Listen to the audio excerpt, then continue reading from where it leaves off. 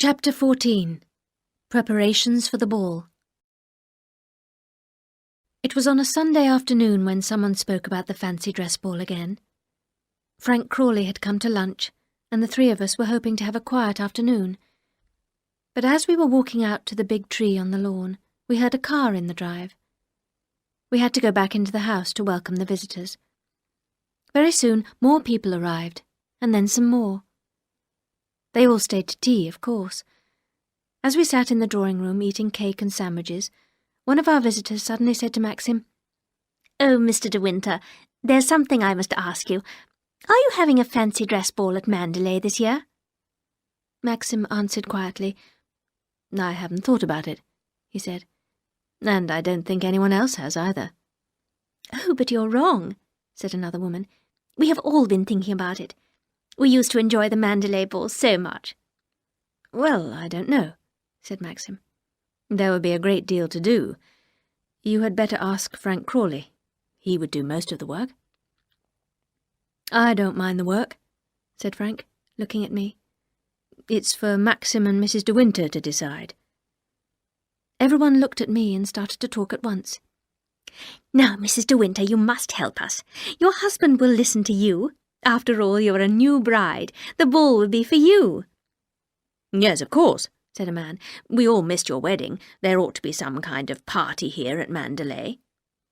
Everyone laughed and clapped their hands. Maxim looked at me. "What about you? Would you like it?" he said.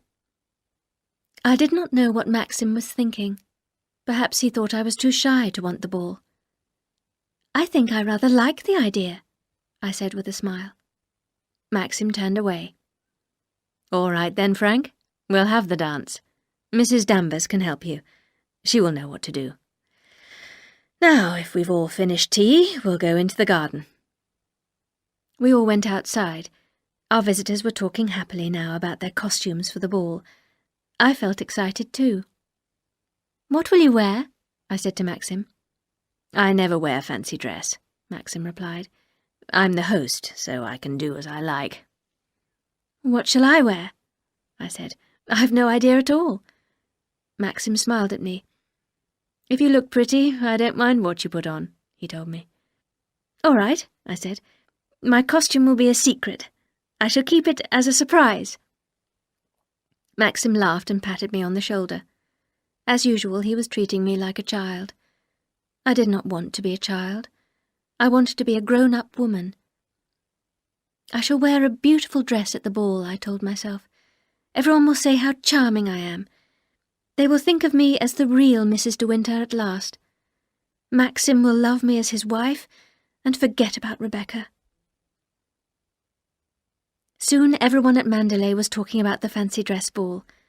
My little maid Clarice spoke of nothing else. "Oh, madam, it's so exciting," she said. "I'm looking forward to it so much." The preparations went on. Frank was very busy, and so was Mrs. Danvers. I saw very little of her, and I was glad. I began to get worried about my costume.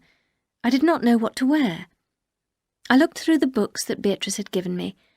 I made sketches of some of the costumes, but I did not like any of them. I wanted something that was pretty and simple, too.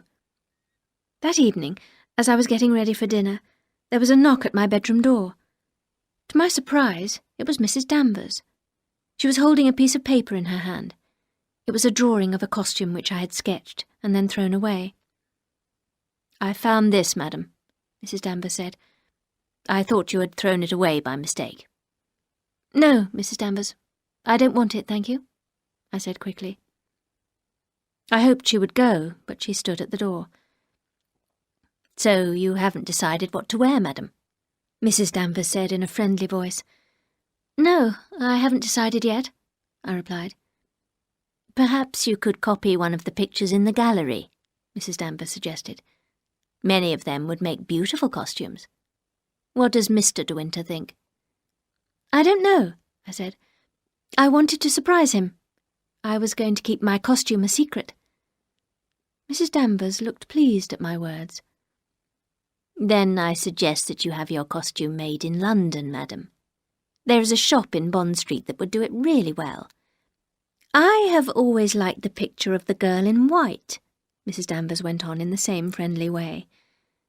The picture is about 200 years old. The girl's wearing a very simple dress. It would be easy to copy. I did not know what to say. I knew the picture well. I wished I had thought of the idea myself.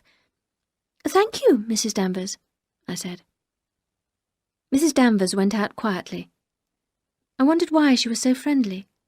Perhaps Maxim's anger had frightened her a little.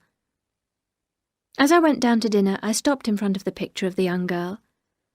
Her name was Caroline de Winter, and she had been famous for her beauty.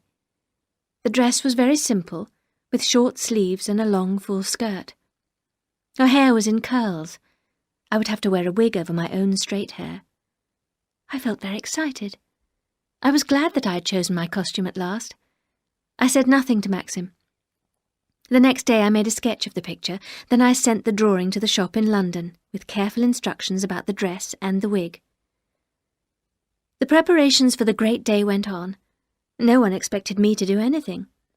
Slowly the great house began to change. Furniture was moved as the great hall was prepared for dancing.